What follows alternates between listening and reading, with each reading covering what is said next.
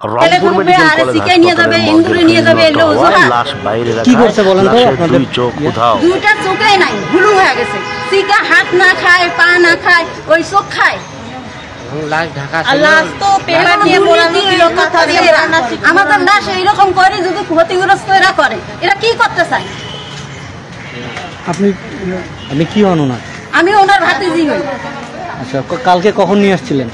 কালকে 11:15 এখানে ভর্তি করা ছিল, তখন ভালো ছিল, সম্পূর্ণ ওকে ছিল। এখন বের করতে যে অনেক ব্লাড ছড়াইছে, মানে ব্লাডে ব্লাড, গাড়ি ভর্তি হয়ে গেছে। আচ্ছা, গতকালকে পোস্টমর্টম কেন করার নেই? ডাক্তার ছিল না এখানে। বলে যে ডাক্তার বলে টাইম মতন বসে, টাইম মতন উঠে। তাহলে মানুষ কি যদি মারা যায়, তাহলে মর্গে যদি থই, তাহলে ফ্রিজের ব্যবস্থা করা লাগবে না কর্তৃপক্ষকে? এখানে ওরা কি নাক ডুডে কি ঘুমায়? এই যে চারপাশে মর্গের এতগুলো জঙ্গল, এরা কি কোনো দায়িত্ব পালন করে? আপনার নামটা বলুন। আমার নাম জবেদা। আমি কি হন না? আমি ভাতিজি হই। আচ্ছা, আবার কি যেন বলতেছিলেন আপনি?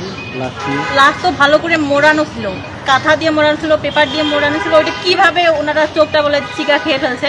এটা কোনো কথা? কে বললো এটা?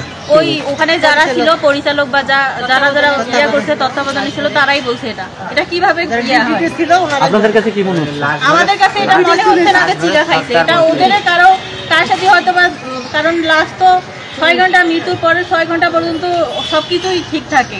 ওরা হয়তো নিয়ে কিছু করছে, হয়তো অন্য জায়গায় চালান করে দিতে। চোখটা আমরা তো আর দেখি নাই, আমরা সবাই বাসায় ছিলাম, লাশ এখানে ছিল। আসলে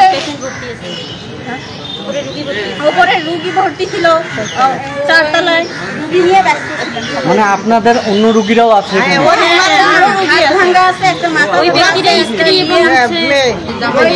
আসলে এইটা যে আমরা পারিবারিক সমস্যার জন্য কেস করা হয়েছিল, যার কারণে পোস্টমর্টম করার জন্য এখানে রাখা হয়েছিল। তা কেস করছি আমরা, এখন উনি ঠিকভাবে রাখবে না লাশটা। আমরা তো ঠিকভাবে বরফ টরফ দিয়ে রেখে গেছি, তারপরে ওটা কিভাবে চিকা খায়? ওরা বলতেছে যে চিকা খায়। এই বিষয়ে রংপুর মেডিকেল কলেজ হাসপাতালের উপপরিচালক আখতারুজ্জামান বলেন, রুমের মধ্যে থাকে এইটা ব্যাপারটা। আর এইটা রুমের মধ্যে থাকা অবস্থায় যেহেতু জিনিসটা হয়েছে, এইটা আমরা আসলে হাসপাতাল কর্তৃপক্ষ জিনিসটা ভালোভাবে পর্যবেক্ষণ করে, ভালো করে তদন্ত না করে, মানে সঠিক কারণ এটা বলা যাচ্ছে না।